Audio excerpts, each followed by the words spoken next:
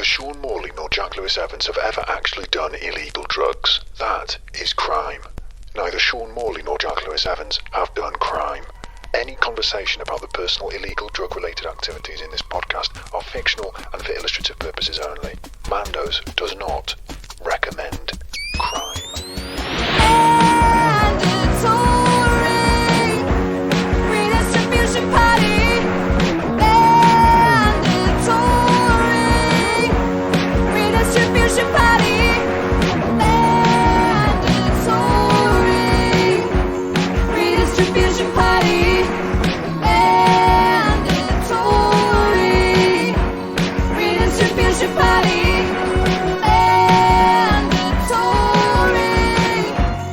Redistribution Party. Mandatory Redistribution Party. Mandatory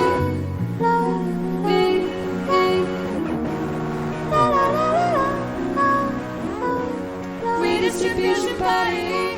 Hello friends, and welcome to Mandatory Redistribution Party. My name is Jack Lewis Evans. And my name is Sean Morley. Today's episode is about drugs. Why make the case for socialism when you can just put LSD in the water supply? We're talking psychedelic utopianism, Nixon's war on drugs, and Hitler's meth army. And if you want access to the really hard stuff, if you gave it to a policeman, he would immediately become a communist.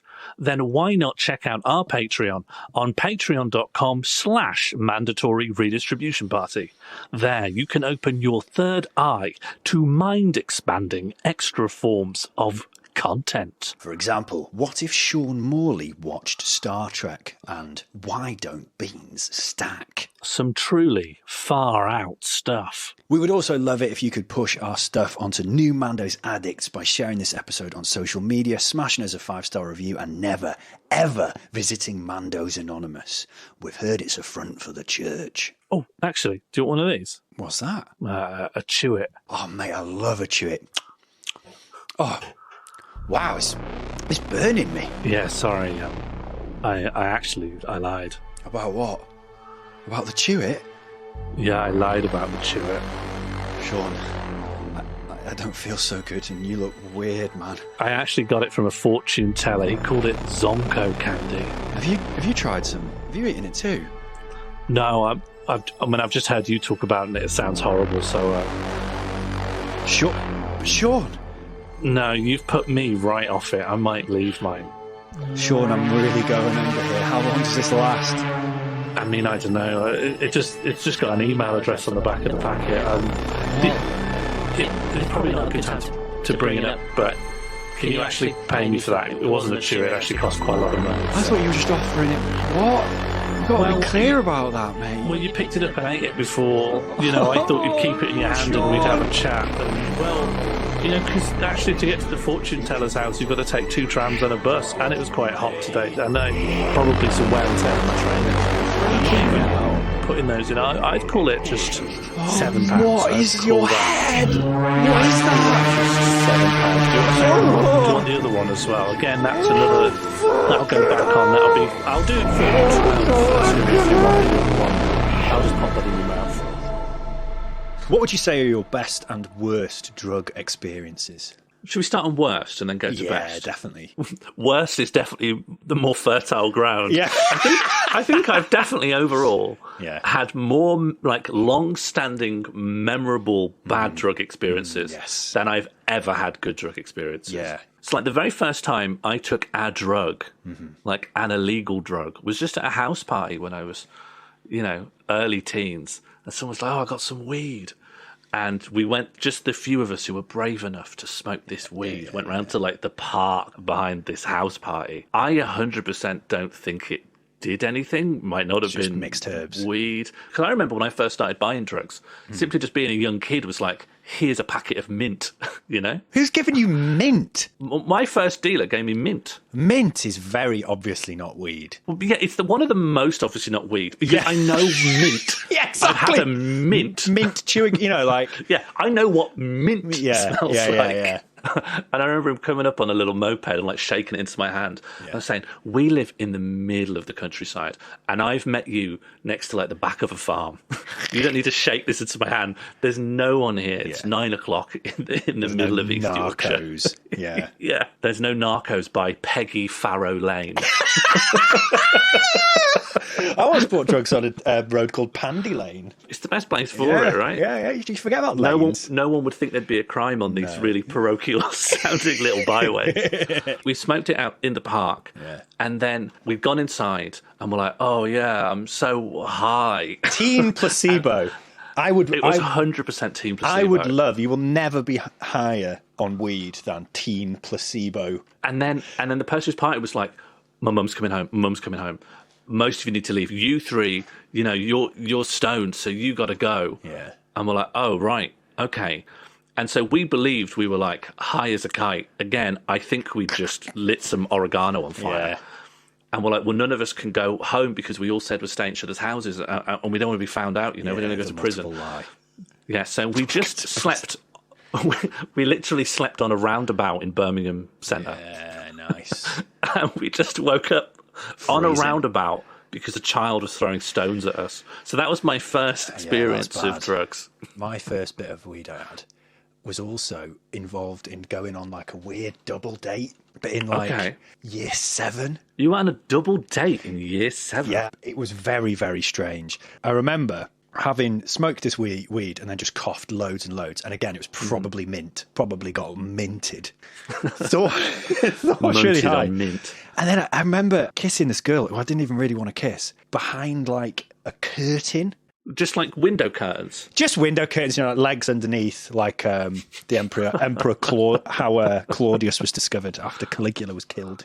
Is that what you were thinking about at the time? I imagine that's what my years now. I was thinking about fucking Metal Gear Solid. Because like the language you have when you're really young about like drugs is all just taken from films.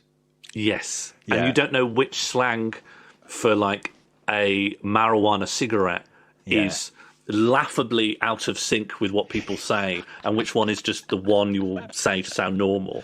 Yeah. Can I have a doobie spliff, please, friend? Pass me that big reefer bong. But so I did, like I said, I didn't like kissing this girl. Because it was mainly there for my friend who really liked this other girl, and then bailed on the situation. Instead of just being open and honest that I didn't like this girl, I believe my year 7 self insisted that I had had a bad trip, and I used that for the explanation. And also, I'm pretty sure I insisted that I couldn't further interact in any way because it would trigger flashbacks. Right. Yeah, the old war wound is playing up. Just complete, like no emotional... Obviously, because I was 12? So I just didn't know what was going on. But what it did provide was an excuse to get out of in a very awkward situation. But that's not my worst drugs experience. That's the first weed experience. I like even just both of our first drugs experience was like, this is bad. Like, we didn't have a nice time, but we were nevertheless compelled by the novelty of drugs to do it again. Big time. And I think that whole, that social excuse of being like, oh, sorry, I'm on drugs. That is what drugs give you. That's the made-up bill of drugs, is you've got this effective window where you can go, oh, sorry about that thing I did or said. I was out of my mind. Yeah, same. The thing you need to understand is I'm on drugs now. That's not me. The thing you That's need someone to else. understand about why I did that is I'm currently on a drug. Yes, I have smoked 1 gram of mint. For the next 2 hours, my behaviour is excused by the trip.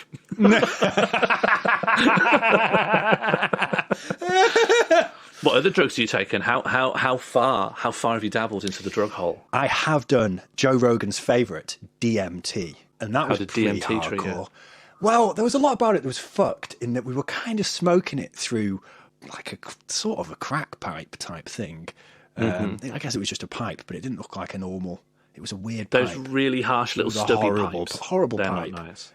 Mixed with, it's horrible DMT. So it was mixed with some sort of herbs. By intent, it was mixed with some other shit, God knows what. My main memory of that was I had really messed up visuals, which reminded me of like, do you remember when Windows used to break down and you could drag a window around and it would like replicate itself? I was doing that with my hand, but it was over really quickly. DMT doesn't last very long compared to like acid or something. Right. Yeah, executive Have acid. you done salvia? I've not done salvia. Salvia's weird gimmick is like, it is a truly intense trip. Like, you will go from naught to you cannot correctly process any perceptual information correctly in like 10 seconds. But it just gets flushed out of your system within like 10 minutes. So it's just like super fast, super intense. Yeah. And then you like slowly drift back into reality over like 1 or 2 minutes. And you're like, oh yeah, none of that was real. But it's not even like... That's very similar to DMT. Really? Yeah, very similar. I mean, even just, you know how you said you had those after images from your hand? I don't think on salvia I could just pick my hand up and look at it and know that's my hand. DMT is the one where people say they see like elves and stuff. I'd hate to see an elf. Do you know like a long-lasting psychedelic where mostly you go, mostly you're just in your room, right? But then there's like a goblin and you're like, you're probably not real, but, you know, because they're not going away, you're kind of forced to interact with it. That's what I don't want. That's the problem with acid is you're in for the duration. You need someone looking after you. You know when you're a kid and you think, oh, that's what drugs are because you've learned it from films? Even people who are like 20 who are like doing acid and it's the first time they've done acid, they are like, to an extent, their experience is like informed by what they think acid is going to do. Yeah, they're primed. Yeah. And I remember lying in my bed and hearing people in the corridor and they were just talking about the shapes on the carpet and like how amazing they are or whatever. And then genuinely talking about being able to see the music. And they were, of course, listening to the Beatles. Oh, that's awful. And I was like, yeah, I feel like... If someone was having a profound experience, I'd hate for it to be to the Beatles. Yeah, well, that's it, because it's like, well, this person's obviously, they're having, as you say, a profound experience. But from my perspective in the next room, I'm like, this is cringe. It's cringe. Your mind has been expanded in a way that could change your perception of the world forever. Yeah, and it's cringe. Yeah, like I would love to, be tripping and be like, the sounds I can hear now of like opened a portal into the deepest recesses of my mind. I truly understand my own soul. And then someone's like, that was just like the credits to the Archers or something. That was just some interstitial. That was an advert on the radio for double glazing. And that's like people having a good time. When you see people have a dreadful time, then you're like, I am never doing this. Like, I will never touch cocaine. Anyone on cocaine is like the worst person to be talking to. I tell you what, we got big style. The millennials got hit hard with this in school. Was like, don't take ecstasy because it will instantly kill you. There was a big, I don't know, I feel like there was a lot of assemblies and the two main messages were, do not take ecstasy and do not go on railway lines. They feel random. They do feel random, but I'm right? You remember those messages. I don't remember ecstasy being specifically... Maybe it was a special North Wales thing. Well, I went to a Catholic school and we specifically had someone in like doing the natural high tour. There's your explanation. Do you think so? Why? Yeah, I think the Catholic probably have a thing similar to the approach to sex, which is just like, we're not even telling these children about ecstasy. Yeah, I didn't learn. I got no drug education. Yeah, but beyond, so really, all I school remember element. is a guy came in to do a special assembly and it was called Natural High. And it was talking about how you could get high off of looking at the clouds and thinking nice things about your friends. That was my drug education. Oh my God. Yeah, okay. We had a very different school. Yeah, I think so. I remember I've taken MDMA. I ended up finding it horrible after multiple times because... You found it after multiple times? It wasn't, so it was good for a bit. Well, the experience of taking MDMA is just, you're very happy, everything's very nice. It's great, you're having a lovely time, yeah. So, like, on the face of it, that's a nice time. But just by definition, that's a nice time. Yeah. But over multiple times, I found myself dreading taking it. Yeah. Because the transition from, chemically, this is what it would be like if I was just constitutionally really happy. and really positive. And now there's this period where I transition from that into what I am actually like in real life, which is not like that. And you get to feel like, there's like a crossfade, in the mixing desk of your own brain, there's a crossfade between this is quite nice, that's very pleasant. Yeah. All these experiences are actually very nice. I'm very glad I've taken the time to appreciate them for once. And then that crossfades down. And what crossfades up is... they just look at me a bit weird. What do I have to do tomorrow? Am I on top of this? Oh, no. When was the last time I checked my emails? This person I've been saying... Do people saying, here like me? This person I've been saying is my best mate for the last 5 hours. It's actually really annoying. They've just said something. I think that's wrong. Order, do they think that, or is that the drugs? Oh, God, what have I been saying on these trips? I hope everyone realises it was the trip, I hope people realise I've got the excuse that it was the drugs. Anyway, what am I up to later? Do we need to eat? Oh, we should probably drink more because of the drugs. And that sliding in, you're like, that's me. That's I'm me. back. And only through taking a holiday from it. I don't know, I can't remember who said it. Like, you go on an adventure and only at the end do you know yourself. But imagine that, but it's awful. That's me. Yeah. I used drugs to find myself, and what I found was bad. I understand the idea that all drugs are addictive, and I know it wasn't... I don't think that distinction is made like really clearly, because I think, anti-drugs messaging just takes the methodology of a hammer. Yes. But the idea that you could just be chemically in a nicer place is fundamentally addictive in a way you need to understand completely separately from like nicotine, which is just chemically addictive. When you've done like proper psychedelic stuff, did you have that sense of the transcendence, the speedrun hack to Zen and seeing the togetherness of the true reality type experience that people say they have? I've been a bit too scared to do like the long-lasting mushrooms or acid stuff taken orally, and then you're like a bit gone for like 2 or 3 hours. That's when people say they have these transcendental experiences. Yeah, I've never done that because I'm genuinely scared of that. I now view my own mind like a little fragile egg, and something will be born out of it one day, and I want to forestall that event. I've had a batch of mushrooms where I thought the spiders were coming out of a car's ventilation system. I just wouldn't be able to handle it. I just wouldn't be able to handle this. Yeah, I just had that was bad. Acid, different, but, did it responsibly to the extent that you can. But it didn't have the epiphany some people talk about. That sort of 60s, 70s counterculture thing. Where it's like, open your mind, man. Take this. Then you would realise that war is bad. So, like, LSD was the big counterculture drug, but also I think it was I think it's like considered historically squarely in the purview of the hippies. But I think a lot of businessmen took it as well, right? There was like this posh corporate end to it where people would go on retreats and think it was this really useful thing. Yeah, any drug. And also loads of the hippies were business people. Well, I mean, how can you do free love in the fields without someone back? Where's the food coming from? They weren't farming. They weren't starting up agrarian communes. Yeah. Remember, all the hippies from the 60s and 70s are the people who voted in Reagan and Thatcher. The idea that there could be a pill you take that completely changes your philosophy, your ideology. Do you believe in that? Well, I mean, if you want to talk about like actual medicine, I've had friends and family members who had to go on antipsychotics or like had to receive medical treatment for schizophrenia. Did that change them so much that it would also cover their political outlook and their approach to the people?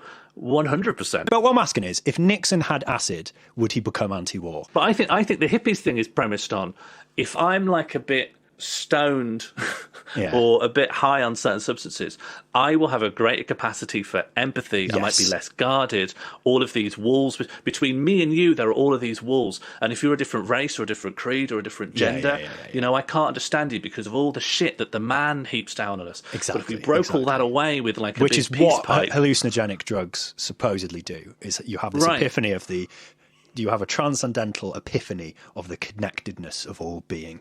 You realise that war is, in fact, self-harm. But it's like, I feel like it's founded on individual empathy, which then, you go, oh, wow, and then everyone has this inner life? Wow. And then, like, it's like that Eric Wareheim, like, space exploding through his brain gif, and you go like, okay, I guess we can't have prisons. That journey is built on an individual empathetic connection with someone actually in your immediate environment. I don't think you could necessarily like take acid and then go on Twitter and have the same experience, because I think it's founded on like a concrete experience you have with someone while you're high, and maybe they're high as well. Have you ever heard Joe Rogan talk about any of this? Yeah, bits and bobs, yeah. Yeah, or like Jordan Peterson.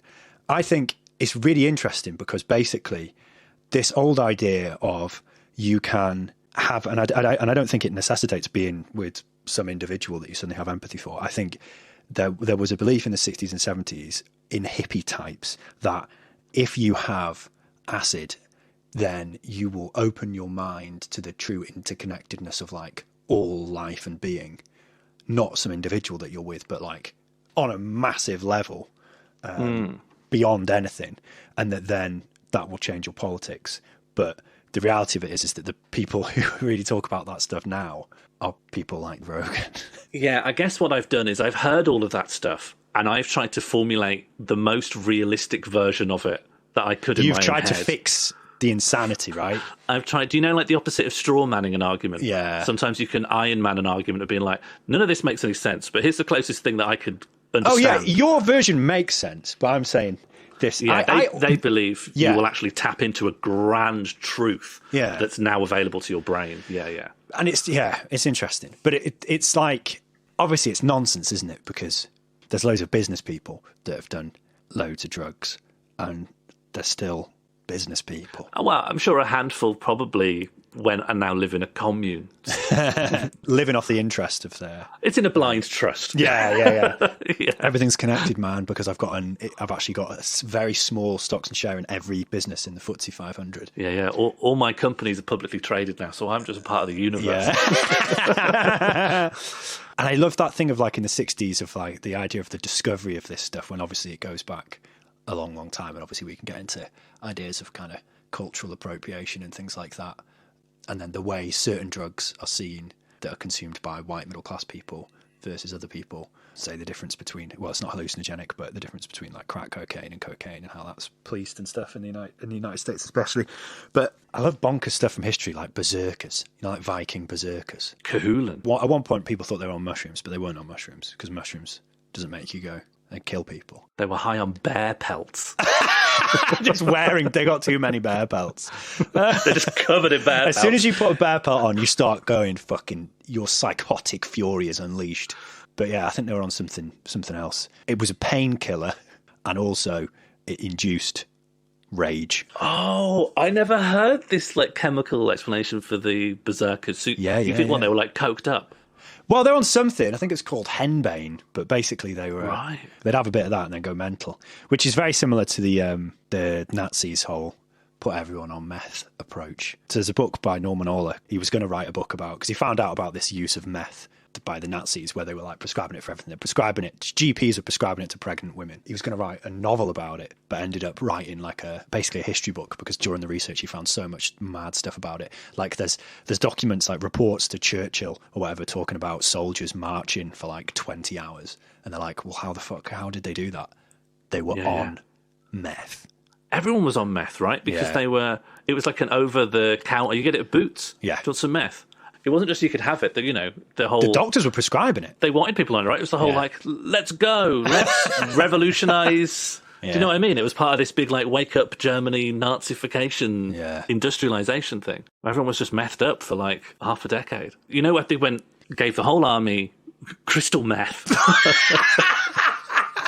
Oh my god! Then they invaded France. Yeah, and they were like, okay, this is really working. Did you hear about when they sent like coked up kids in single person U-boats? Mm-hmm. So they had this design for a U-boat, but it can only fit one person, and and it got shelved because they were like, well, the U-boat would need to be like operated and maintained all day long for days, so you couldn't put one person up there. Practical.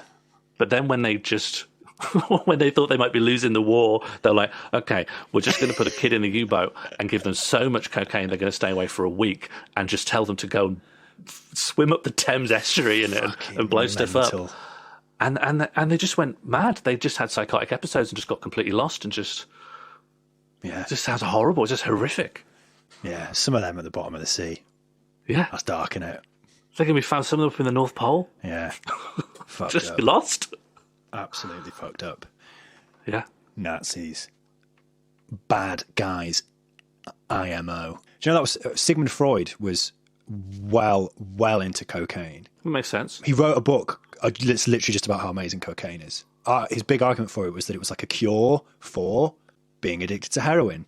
Right. So here, this will get you off the. This will get you off the heroin. I'm telling you. There's just been a long-standing history of like people in like semi-medical fields being like, okay, let's just tweak people with this, and look, at least for now, it makes them behave in ways we see are positive. And obviously, after a while, they like die, and then that process is refined. But we're still on that. We're still on that train, I think. You know, like Roundtrees and all the sweets companies that were started by the Quakers to try to get people onto sweets and off alcohol. Right. But then obviously that makes sense. Sweets cause diabetes and lots just of like other cornflakes. Yeah. Cornflakes were to get people off of wanking. Why not both? Here's a drugs-related thing I really, really dislike, which is the type of person who believes that anything creative can only have come through someone being on drugs. You know, like someone who watches like Adventure Time and then goes, oh, wow, these guys must be on drugs. It's like, well, no, they just came up with an idea. You don't need to be on drugs to do that. And surprisingly, you get that inside and outside of the drugs community. Like, because from outside, it's like you've made some really weird, freaky stuff. I'd never do that because my body is a temple. Yes. And then inside of it, you go, wow, this guy makes some really interesting stuff that I really respect. Maybe I need to get more high, and then I'll realise my own creative ambitions. Unlock the Sid Barrett within me. Do you know what I mean? So people on both sides are sort of othering the very mundane process of creativity by linking it to some kind of psychedelic effect as opposed to just working overtime on a craft until you are better at it. The lack of imagination that someone could create something interesting and unusual without like a chemical unlocking that in their brain. And also, I really don't think you could do very effective work if you were on large amounts of, you know, like if you're on acid, you couldn't write a very good comedy show. Or even weed, because the stuff you'd find funny would not be funny. Well, I did it. Yeah. And that is exactly what happened. What, acid? No. I've gotten high a few times and tried to write stuff. And things that would make me cry with laughter at the time. Dreadful. I want to say, it would be even better if I said, they're just incoherent scribblings. Yeah. But they weren't. They just were not that good. Bad, they just weren't actually very good ideas. I was just being very generous with myself at the time.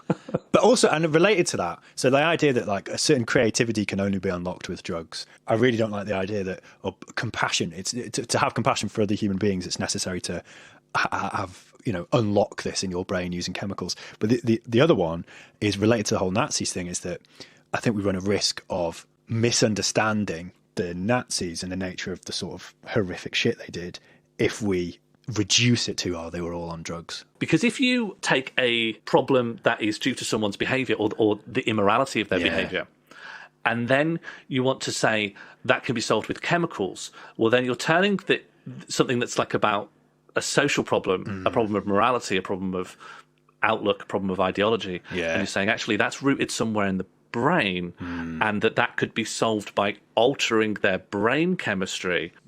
That feels like it could be like the tendrils of what that assumption could do. It feels really dangerous. Relatedly, there's obviously just the legal approach to all these things where drug issues aren't seen as a health issue. They're just like policed again, and some communities are far more direct victims of this than others. Going like, the drugs are the problem ignores like the macro aspects of all of that.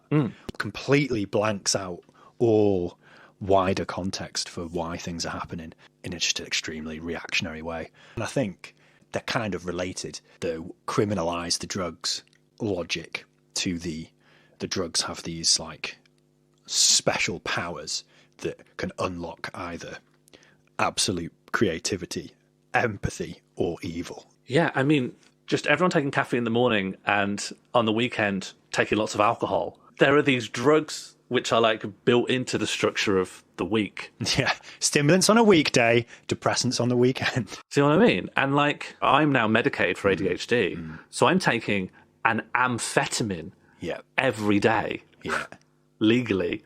And that is to change my energy levels, change my concentration levels, and change my sleep patterns so that I can form better to a working day. And this is a drug that falls both within the this is an acceptable medical drug and in the this is an illegal drug. Depends who's taking it, right? If I have a question about this drug that I'm taking, literally every day, from the moment I wake up to when I go to sleep, this drug is in my system. So I go, I've got a question about this. And depending on what website I land on, it goes, this will kill you, this drug is going to kill you, or this drug is perfectly safe, take it all you like, it's completely fine. Yeah.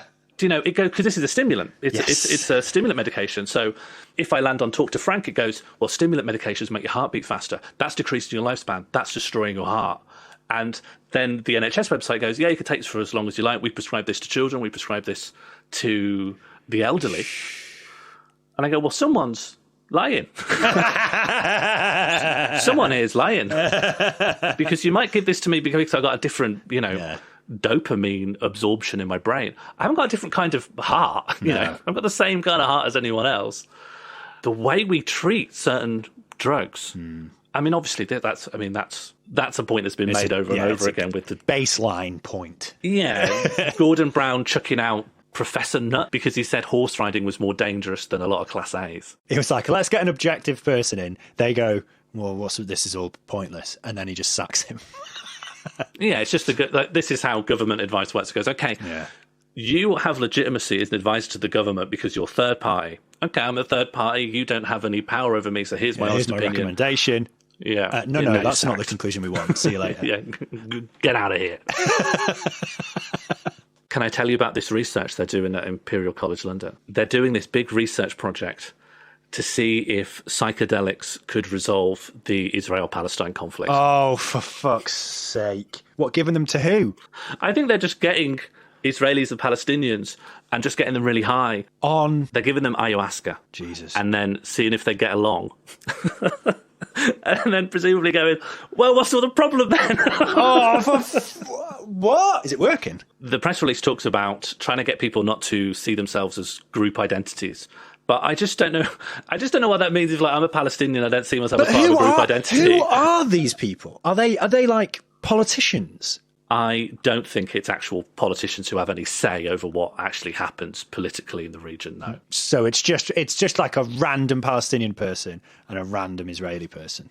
Don't think it specifies who they are. It just says groups of. I think it's just done in lots of different trials. It doesn't identify who the participants are. Like, if you need ayahuasca to realise that apartheid is bad. But do you know what I mean? Let's say you're a Palestinian, you're like, okay, I've had some sort of ego death and I don't see myself as Palestinian. I just see myself as a person, a citizen of the world. Yeah. And then you walk around this ghettoised part of your neighbourhood and then you try to go up one street and like the IDF are like, you can't come here. Yeah, he goes, no. Guns. I've taken ayahuasca. I see myself as a citizen of the world. Can I come up the street? No. No, you can't. End of. Fucking hell. I believe the experiences that people have on drugs can genuinely help people in significant ways. Help them achieve emotional balance, unlock their creative potential, or work through complex problems in new ways. But I also think this about going on a long walk, having a little nap, or talking to a cat like it's a stupid little baby.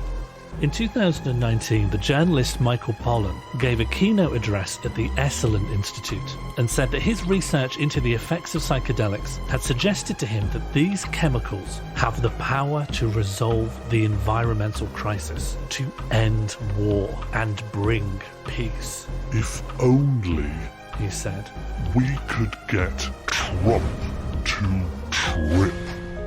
The Esalen Institute was the birthplace of the human potential movement. Based on the ideas of Abraham Maslow and Aldous Huxley, its philosophy aims to develop methods to help people reach their full potential. A mission statement I do not understand, I find vague and very suspicious. What does it mean to realise your potential? Because obviously inside all of us are lots of things we could all do or be or learn to become. What if I found out I had the chops to be a world-class balloon animals guy? Am I obliged to make inflatable sausage dogs? Because I'd rather just be sad. I'd rather just be sad and hungry and dead. Even outside of executive wellness retreats, this belief exists in the wider drug community. There were signs saying stuff like, cops need to do ayahuasca during Black Lives Matter rallies across America. Do they? Is this true? What can drugs do to solve structural problems? Whether you think they're going to unlock your soul to the grand interconnectedness of life, or it's just an empathy pill, you're still going to struggle to solve police violence with them. If you give a cop an anti-violence pill, ultimately they're either going to have to quit, get sacked, or just be violent while being depressed. Cops are not a kind of guy that just exists in the world, right? Our society produces cops to be cops. Cops weren't just wandering around and then the state created a police force to kind of accommodate them and give them something to do. The state created the police, and therefore it had to create people to be cops, to do policing. And so what the cops do is in line with a much bigger power, the state, and what it wants. So why propose this idea of a state that is making this army of appointed violence and then giving them kindness pills? Doesn't it make more sense to just not make the cops? The danger of drug utopianism is not just that it individualizes the problem of social and political violence, it kind of medicalizes it, right? It points to the brain of a SWAT officer bringing the truncheon down on the head of a student dentist, and it goes, something's gone wrong up here. Points a laser pointer up at the balcony of a screaming dictator, and a quiet scientist whispers in your ear, this man needs some kindness juice.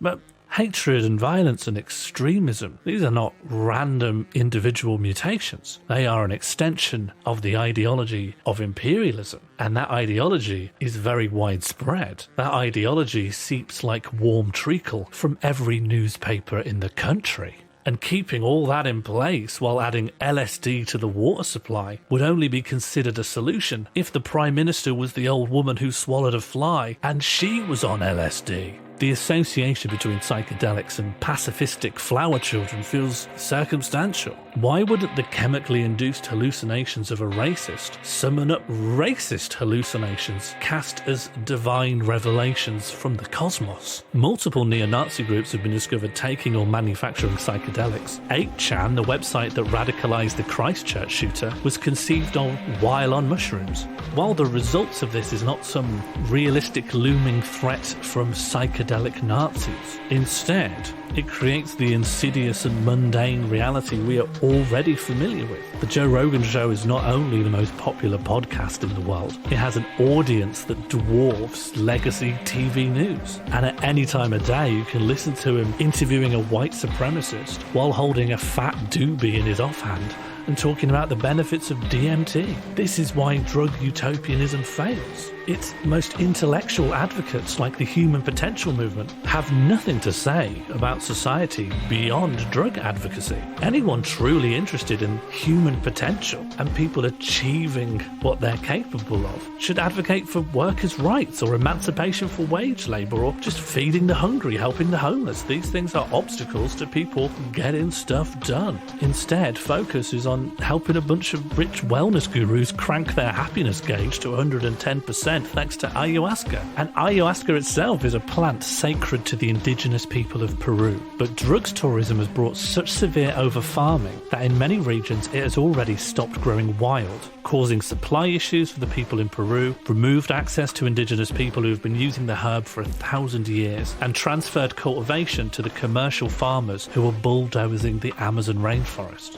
So far, the ayahuasca drug tourism industry has already been linked to 12 murders, including the murder of natives, the murder of tourists by natives, and at least one murder of a tourist by another tourist after his friend drank ayahuasca and ran up to him with a knife, shouting, "It's time to get your demons out."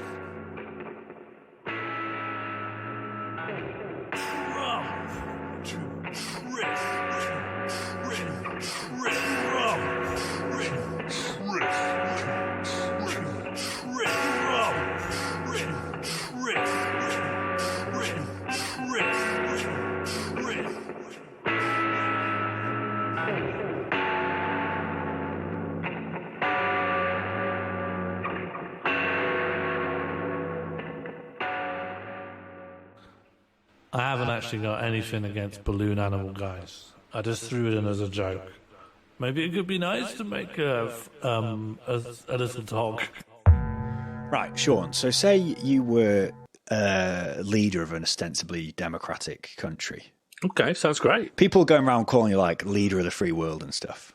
Oh, wow. Yeah, okay, so it's going well. It's an eminent position that you found yourself in.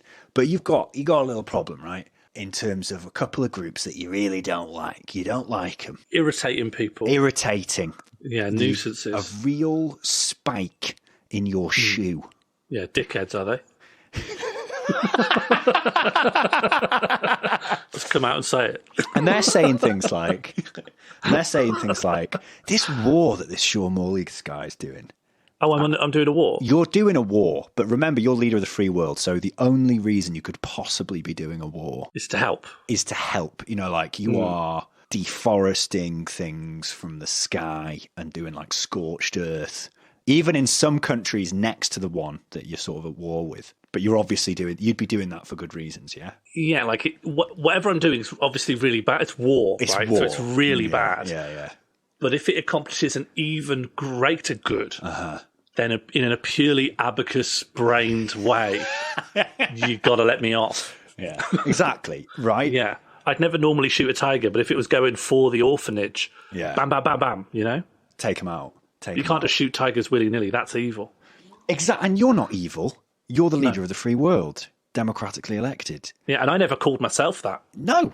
People just started calling me that organically. Right? Exactly. And I couldn't stop them. That's the one thing I can't do. That's the most powerful. All I can do is drop bombs. Yeah, exactly. So your only option. And you've got some people who've got they're critical of this war, and also some of their ideas seem to be about like the whole setup you got going about the economy and the social and economic hierarchy of the country is like fucked. They're saying it's These fucked. people are probably 19 and they don't know how complicated it all is. They're glonked. Their brains. They're glonked on youth. Yeah, exactly. If they can't even use the brain abacus because they're too young, their hands are too weak. Like a baby. I think Walkmans have done something to their critical abilities. Exactly right. And then you've got these other people. You've got these other people, and they're also very skeptical of this war because, like, disproportionately, people from their community keep getting conscripted into this war, whilst domestically, they're having, like, quite a bad time. Both of these groups, they're a bit of a pickle for you, right? Mm. You, as leader of the free world and as, like, a good person, what you can't do is just say that these people are just straight up. The things they want are just evil. You can't just say no because then they'll get even angrier. They'll be more pissed off. And also, you don't want anyone starting to think that, like, maybe they've got a point or something. Like, maybe you shouldn't be, like, bombing. If someone comes to me with an objection that I 100% cannot deal with, do not want to hear it, you always have to say, oh, that's interesting. Well, I've got a lot on now. I've heard you. Yeah. That's really interesting what you said. I've got a lot on now. And I'm not saying no so that you go on to plan B, which is tell other people or, form broad political coalitions. I'm not saying no. I'm saying I'm really, really, really busy now because of this war. Yeah. What if I told you there is an option on the table that I, as your chief political advisor... Oh, okay, you're in it now. I've become involved. Yeah, you're in the story and telling the story. The narrator it's is a character. new narrative form that's been done to death. The GM is in the campaign and he's your friend. And he is OP. Yeah. Stab Jack. Kill I've actually Jack. got Let very me high narrate. resistances to everything. Let me tell the story and it all goes well. And I come to you and I say, listen, I've got a way that we can make both of these groups we don't like not only look bad, I can get it. So we get loads of money to send like the police after them and stuff. Kill the leaders, arrest all the people that are really annoying, just generally vilify them. You know, someone says like, oh, I don't like war. We can't have the police just kick their head in. Because it makes me seem Bad. brutish. Yeah. It makes you seem bad. You're not bad. You're the leader of the free world. Sure. Yeah, and I can't get people to stop saying that. Exactly. You know? I can't even get you to stop saying bloody it. moaning. Stab moan, Jack. Moan, moan. Yeah. Stab Jack. No, shut up. Right? Do you fancy it? Do you fancy my little suggestion? Do you want to know what it is? They don't even have to shut up, right? Because they're so vilified. Oh, yeah. That if they go blah, blah, blah at some reasonable points, everyone's like, shut up. Everyone knows you guys are stupid. It will tell them they're stupid. They're evil. The worst ones will It's even just better. lock up. We'll get loads of money to just go after them. And we can boil down any of their ideas to them being insane because it'll be caused by what I'm saying. They're stupid. Yes, they're Evil. stupid. And they're everything. And like insane. Like they're It like ticks all the broken. boxes. They're just completely broken people. Yep. You in? And we could just discard them. Oh, yeah. Yeah. And Yeah, if that's you great. do this, I also guarantee there will be no negative consequences to you as an individual for this. The only thing that could possibly take you down, of course, would be if you interfered with someone else powerful, like the other big political party, but not these anti-war people. And they're the people I want to take down. Sign me up. Do it. You in? Cool. Yeah, launch. Okay, this is called The War on Drugs, and you are Richard Nixon. Okay. And are they definitely all on drugs? But if you are Richard Nixon, I am Nixon's domestic policy chief, John Ehrlichman, who can Jack Ehrlichman. May I quote from this man? The Nixon campaign in 1968 had two enemies, the anti-war left and black people. We knew we couldn't make it illegal to be against the war or black, but by getting the public to associate the hippies with marijuana and blacks with heroin, and then criminalising both heavily, we could disrupt those communities.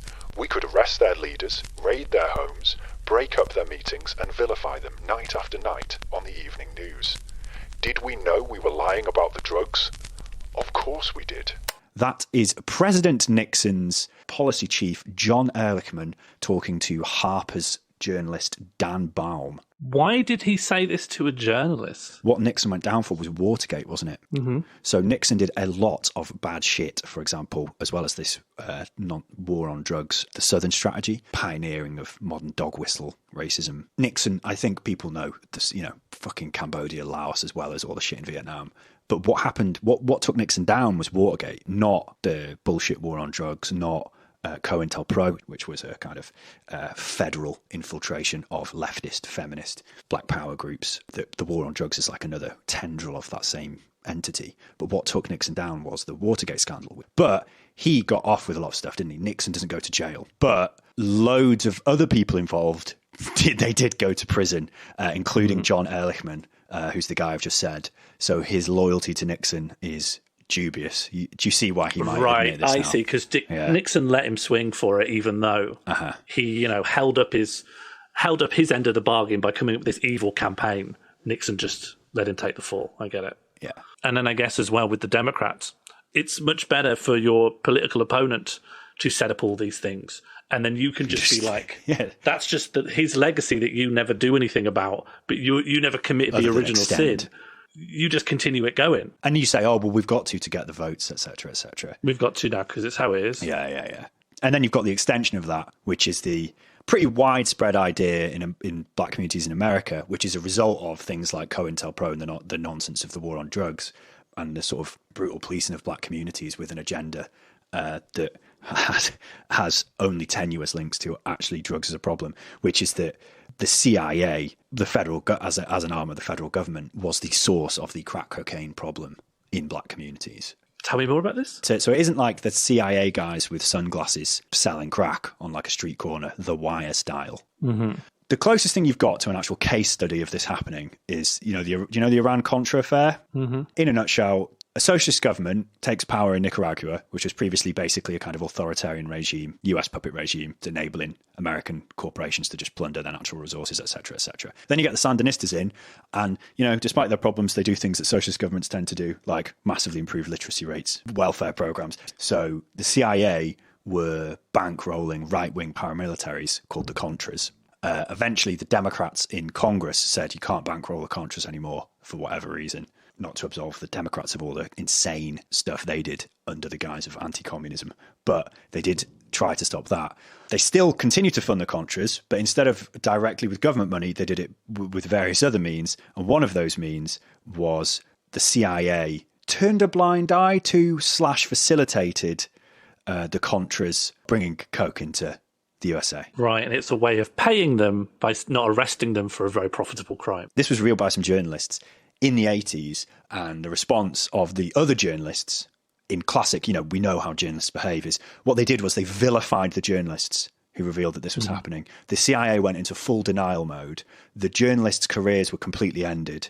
The CIA basically said, no, we'd never do that. We'd never, ever do that. What are you on about?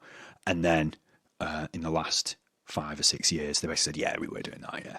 Everything's a conspiracy theory until 30 years later when it's like, oh, here you go. Here you go. Honestly, classifying this was a real pain. Do you want this? That's the most concrete bit of the CIA facilitating the proliferation of drugs. And also look at how drugs were criminalized. The difference between how cocaine is policed versus crack cocaine. Yeah. And also crack cocaine formed this thing about like crack babies, which was still like another way of like not only policing the black community, but like fundamentally demonizing them by attacking like the fact they don't love their children correctly, and children are growing up addicted. Like the addiction cycle starts from like when you're 1 day old. Yeah, it like went massive into the othering of like black communities. Completely fucking evil when you're doing that. If the drugs are decimating those communities because of all the socioeconomic problems they've got anyway, which are a result of the American political and economic system and just, American racism. But then if that drug problem is also being facilitated by the federal government. They're attacking you for the thing that they are also busting into your towns. Okay, can I do over Richard Nixon again? Can I just play again? Reset. Yeah. Dissolve the government. Just fully dissolve it. Can you do that? What, as the president in USA, dissolve the government? Yeah, just dissolve this. Dissolve. Call an election. Or shut down. What do you mean? No. Just no more government. Just dissolve. Like actual dissolve, like acid. Put them in acid. Fully, melt it. I think burning government buildings has got too many. Yeah. It's got too many associations in history, but no one's ever melted government. And people would go, "This is a new moment in history." No one has ever melted the government. And you'd like bus in chemists, and I say I want every bit of this to be a liquid, and I want it all to go in a lake. Fucking one big lake. This is your government here. Are people allowed to visit the lake? You can swim in it if you want. Wow, who's going to want to do that? Probably people who are ready to die. I think it would kill you, right? What, swimming in a lake of sort of acid dissolved people?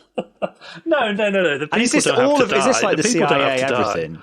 What, they don't have to die, but they've been turned into a liquid? Well, no, you can evacuate the buildings. I just mean all the apparatus and everything that is associated with government that confers any degree of status.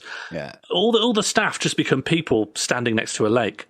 And you go, well, they could just do the government next to the lake. But like what? They're not even indoors. No one's going to listen to them. We've burnt all their clothes, all their uniform burnt. No one's murdered.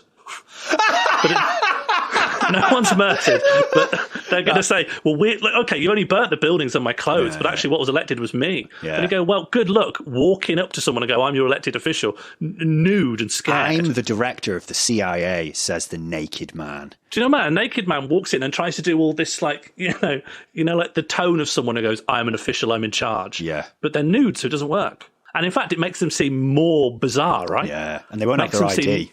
They won't have their ID. Nothing they say seems plausible. And also they're saying that Nixon melted the government. Yeah. You're not going to listen to that. What you will do is give them a coat and say, do you want a coffee? And And then you say, you know, what really happened? Listen, I've got a lot of evidence that President Nixon has been taken over by a man called Sean Morley from 2022. What are you talking about?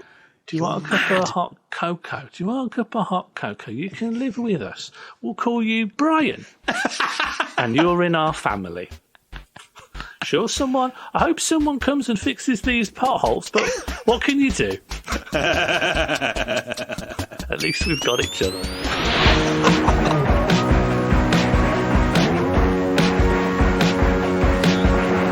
Mandatory Redistribution Party was created and produced by Sean Morley and Jack Lewis Evans. Our title theme was created by Ella Jean with additional music from Sean Morley and Jack Lewis Evans.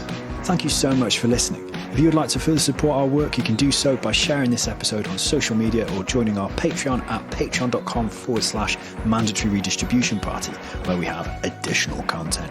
Thank you so much for your support. We are genuinely and extremely grateful. Hope you're doing okay. See you next time.